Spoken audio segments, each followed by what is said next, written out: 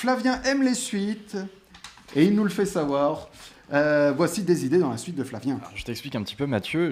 J'essaye dans cette chronique de parler de suites de gros films, mais qui sont plutôt méconnus elles-mêmes. Donc on a eu du Titanic 2, du Fils du Masque, Terminator des choses comme 2. ça. Terminator 2, vraiment des échecs, quoi, l'Empire contre-attaque, des horreurs.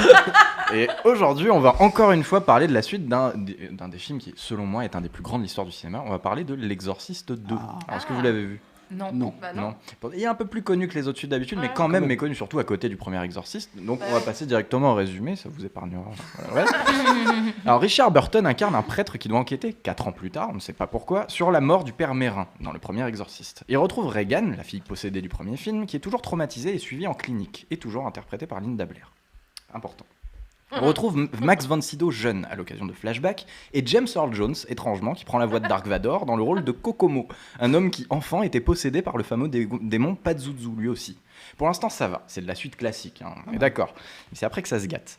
Dès le début du film, on a une séance de psychiatrie où on connecte les deux patients par un casque après les avoir mis sous hypnose, sachant que c'est censé être un film réaliste, donc pourquoi pas. Ça y est, ça part en couille. Ça y est, C'est ça, Ouais, c'est c'est clair. c'est direct. Ça y est. Mais c'est loin d'être le truc le plus étrange dans ce film d'épouvante, plus proche de la SF que du satanisme, sans méchant, sans véritable intrigue et qui enchaîne les idées déviantes, entre des visions fantômes qui font des massages de cœur en gros plan en fondu enchaîné.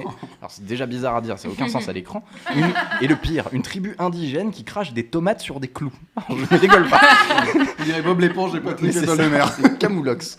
Et en finale où il faut accomplir un rituel africain pour vaincre le mal, avec des mouvements et tout, c'est très bizarre. On apprend dans ce film, je le rappelle, la suite du chef-d'œuvre L'Exorciste, je vais le répéter 5-6 fois, hein, que le démon Pazuzu, en fait, il traquait les gens ayant des pouvoirs psychiques, les seuls capables de l'arrêter.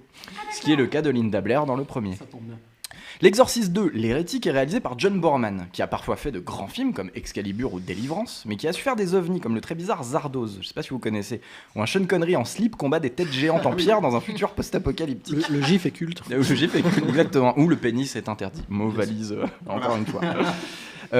Alors, ce film est beaucoup plus un ovni, là, l'hérétique. C'est une suite un peu plus connue que d'autres dont on a pu parler. Il est même devenu culte pour une certaine partie du public, qui le trouve beaucoup plus spectaculaire et audacieux que le premier. Et ce n'est pas Ah ouais. une blague. Ce qui n'empêche pas le film d'être un beat critique et public à la sortie. Il a rapporté 30 millions de dollars pour un budget de 12, donc à peine remboursé. Et 12 millions, c'était déjà le budget du premier. Sauf que le premier, lui, il avait rapporté 450 millions de dollars dans Ah le ouais, monde. d'accord, ouais.